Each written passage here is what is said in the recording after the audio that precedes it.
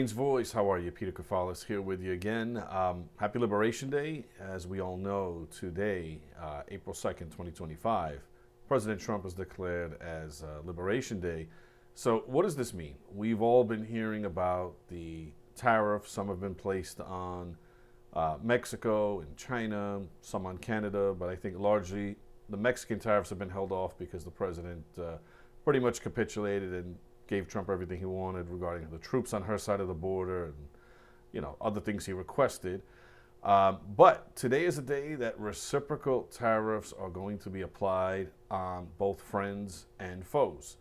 So we've been hearing a lot about this. I did another video, and I think I had a bunch of folks who just maybe have Trump derangement syndrome or don't know any better. So we've been taken advantage of by friends and foes for a long time. There's no secret. And anyone who disagrees with me, find me a country that we have a trade relationship with a deficit favors us. It never does. We're always on the short end of the stick, friends and foes alike. I think anyone who's been alive anytime recently would know that's just a fact. Unfortunately, our farmers, our manufacturing, our workers, our industries, our country is getting shortchanged all the time, sadly. So I don't get why all the folks out there are upset that these tariffs have been implemented, and some are going to be looming today, maybe after. It's got to level the playing field for our farmers, for our manufacturers, for our industries. And if we don't have a manufacturing industry, we're not going to be a country of power, wealth, superpower status, and we won't be able to be where we are today. That's just a fact. Just look at other countries who used to be manufacturing powerhouses, who are now service industries, et cetera, and compare that. So basically, the reciprocal tariffs Trump had promised would be more generous than what countries are putting on us. I believe today 25% steel is going to go into effect against everybody if it hasn't already. But let's take a look at just a couple examples. We know our friends to the north, our Canadian friends, have been very upset with us. That's fine. I don't personally have anything against the Canadians. I have some Canadian friends, but friends and foes alike are ripping us off. We have to level the playing field. So which is unfair? That he's leveling the playing field for us, or other countries are going to have to pay their fair share? I mean, ask yourself that question. So right now, 245% tariff on American cheese from our friends to the north, Canada. That's not fair. Also, our friends to the north in Canada, 298% tariff on American butter. Doesn't sound so fair, does it? So when you see all these other countries pushing back and crying about this, of course, they've been getting a free ride. They've been taking advantage of administration after administration. And now you have Trump, and he's like, no, enough's enough. We're not going to take it anymore. We're not going to be, the short end of the stick with every trade partner we have, friends and foes alike. We're on the bottom end of things. Not very fair. And listen, we have to take a stand. At least someone now is trying to take a stand. Now, are there going to be some pain points, maybe initially, that some of us are going to feel? Probably. Let's be honest. But is it going to be worth it? Yes. My opinion, it is. If we can level the playing field for our products to go into other countries and have a fairer playing field, then it's going to be good for everybody in this country, and it'll bring in a lot of revenue from those tariffs. But it's about reciprocal. It's about being fair. We can't be the world's punching bag. We can't pay the majority of NATO, protect everybody. We can't be on the bottom end of these trade wars forever, on these trade deficits, I should say.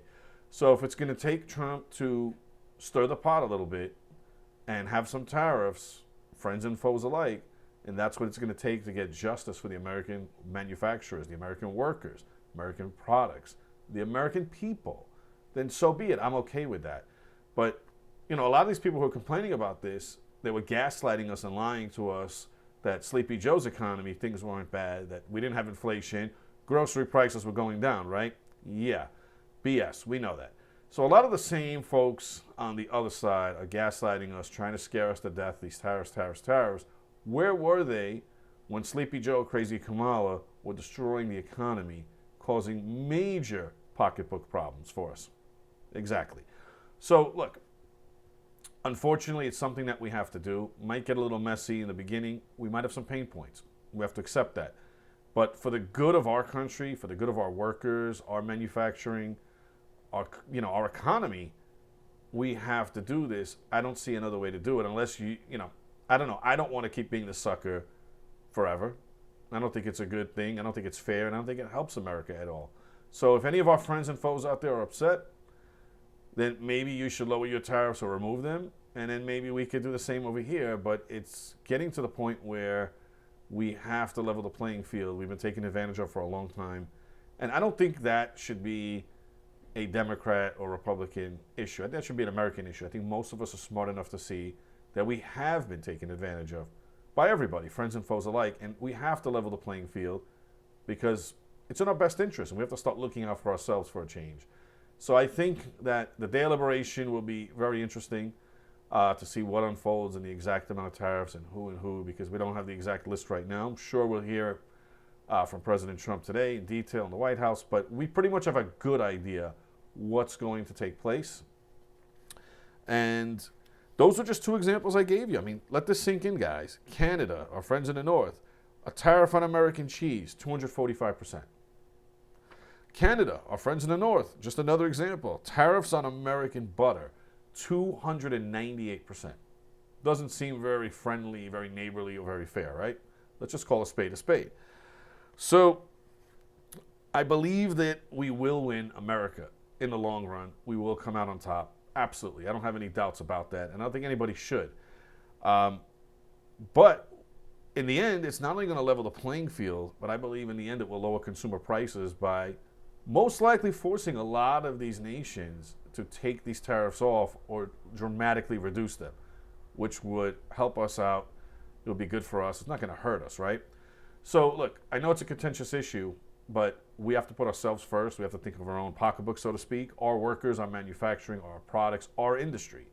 We can't get beat up all the time, take the lumps and smile. I mean, those days are over, right? Thank God. So share your comments. Let me know what you guys think. Are you for it? Are you against it? Are you on the fence? A lot of people don't know. Are you scared? Are you concerned? A lot of people are, a lot of people aren't. Let me know what you guys think. We appreciate everybody who's been liking and subscribing. Please do so if you haven't yet done that. And like I said, share in the comments what your guys' thoughts are. I'd like to hear from everybody. And until then, I hope everybody has a great day. Stay safe and take care of each other. Peter Kefalas reporting for Queen's Voice. Take care, everybody. Bye-bye.